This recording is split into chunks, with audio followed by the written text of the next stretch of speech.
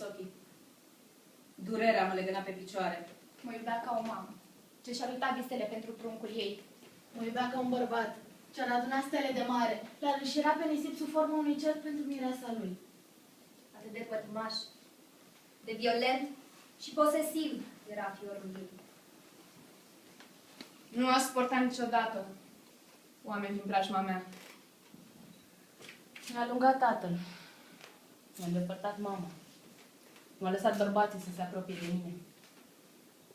Era suficient că desena râuri pe chipul meu, pe mine. Ce conta dacă erau din cauza sau datorită ei?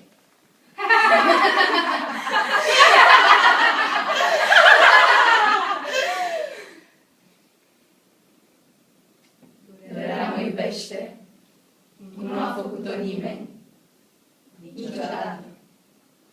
Necondiționat, e mereu acolo, mereu în gânduri, în fapte. Și în pleapele mele, umflate de nesomn și plâns. E cea mai bună prietena mea. M-a pregătit necontenit pentru întâlnirea finală. De când m-am născut, sunt cu un pas mai aproape.